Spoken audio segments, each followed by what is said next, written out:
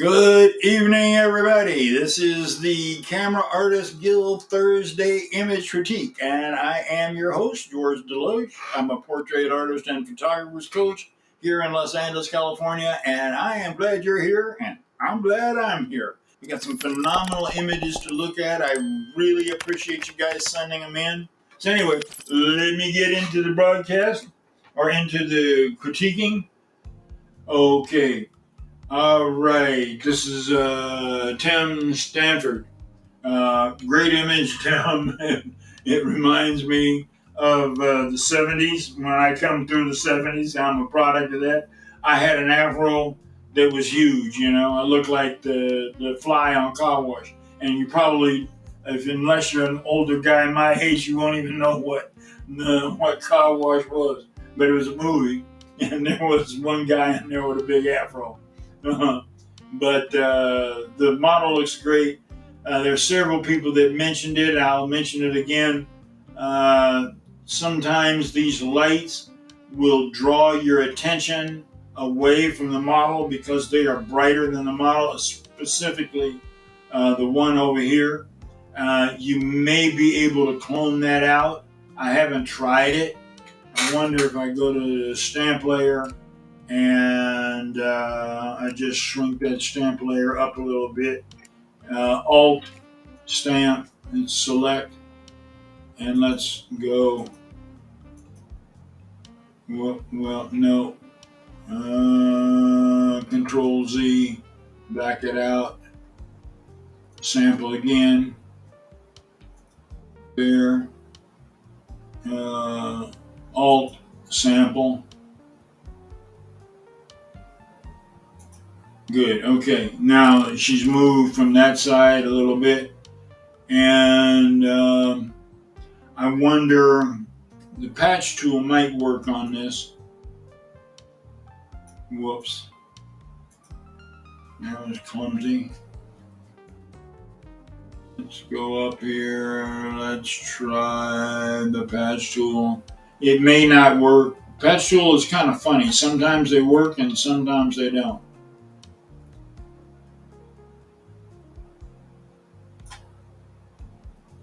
Okay.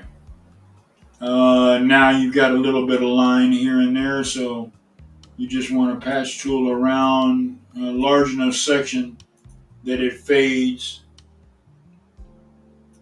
into the background. And there. Now you probably could tone down the other bright spots here. Maybe this one. Actually, I made that patch tool too large.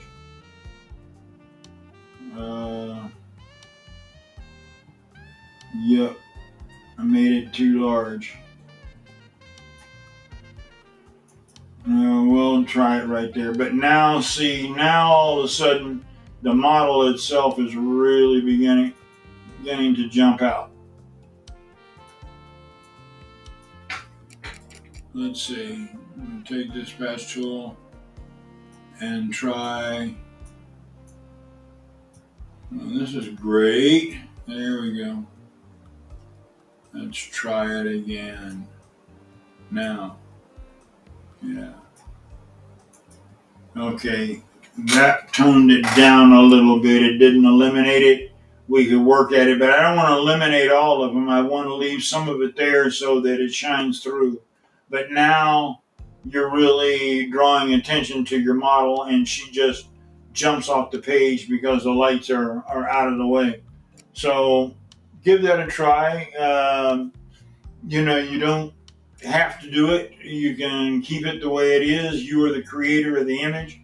You're the one that decides what you're doing. But just as a possibility, something to tone it up, and something to think about when you're making when you're making the composition. Remember that bright light draws your attention. When you're looking at the image. So you've got mid-tone lady, you've got dark hair, you've got a darker background scene, and so you want to kind of keep it all on the low-key side. And bam, she just jumps off the page at you. Okay, Tim. Thank you, brother. Let's go here.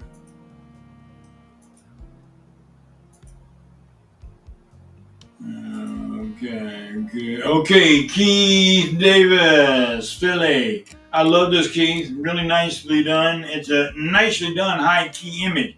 And believe you me, high key is hard to do. I teach a $1,500 course in high key at my studio.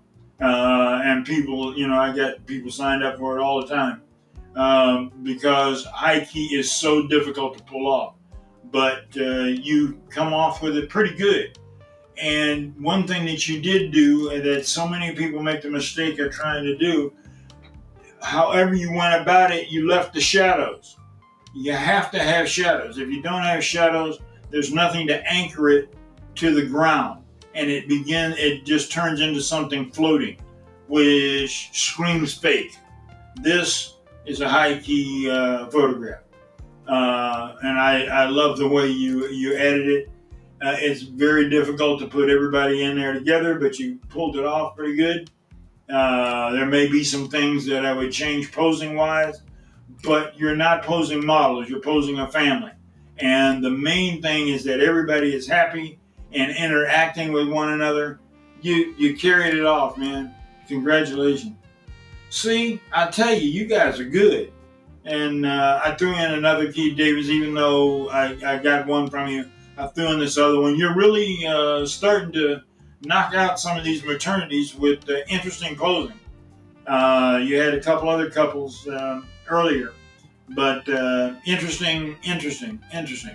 And I wanted to put it up. Now, the one thing I would do is add separation between the lady and the background. She kind of gets lost up in here.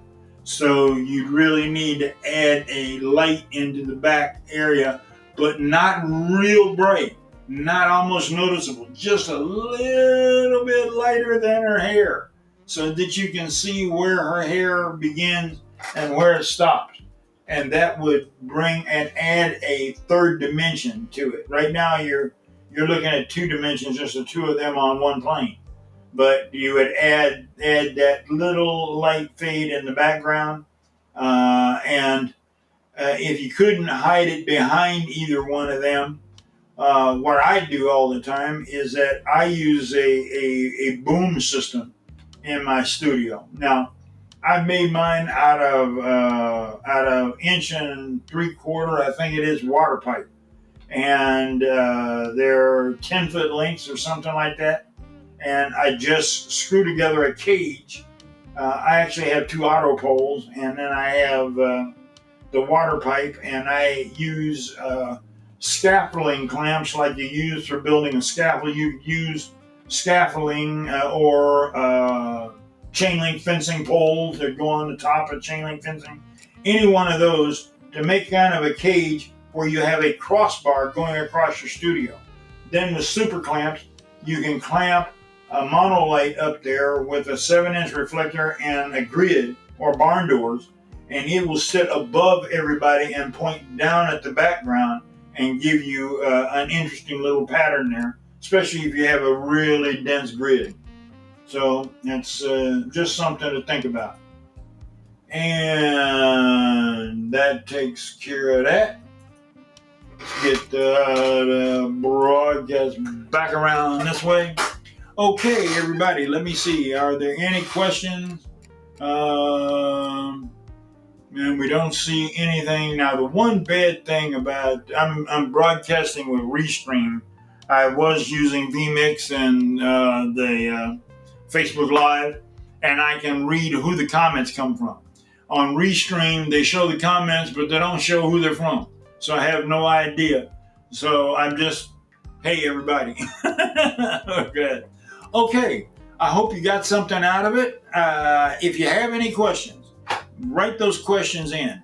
And I will try to answer them or bring them up in a broadcast. You got an idea for something that you want to learn more about, let me know. I'll bring a tutorial on that.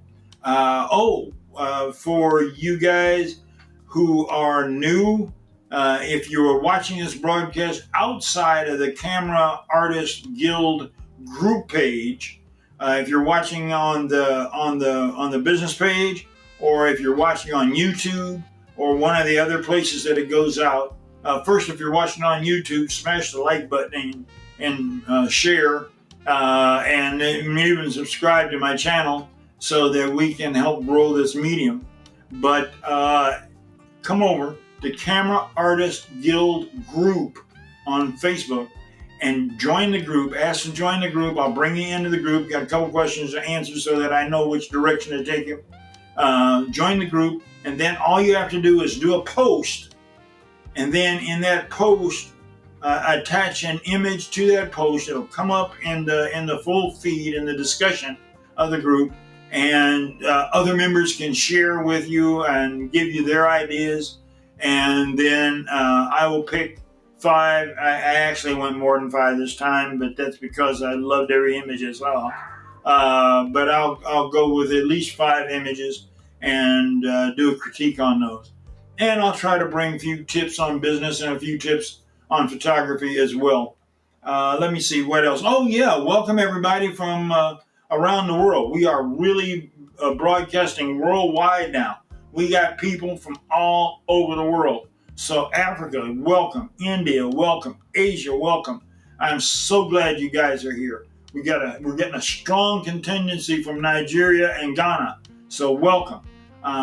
Some people from Namibia and some from Kenya and Tanzania. So I love that. South Africa, pick up the pace. I haven't gotten anybody from South Africa in a while.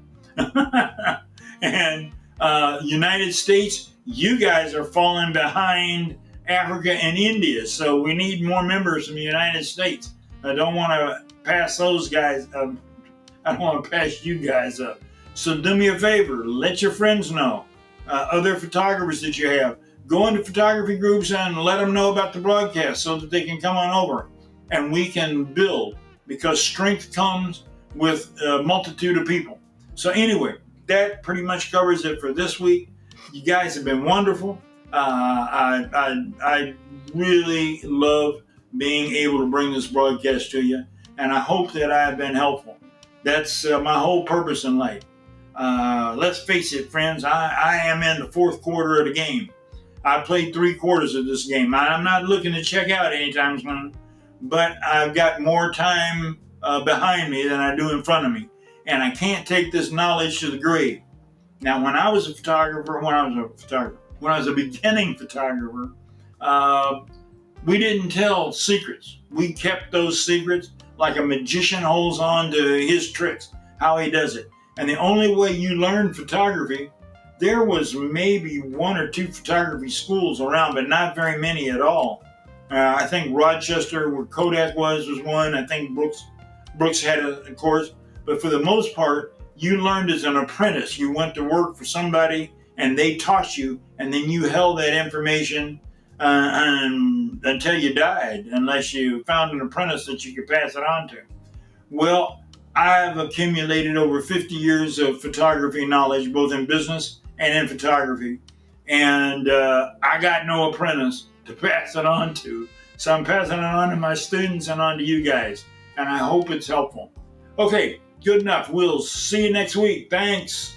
Let me get up here and okay, I do this every week.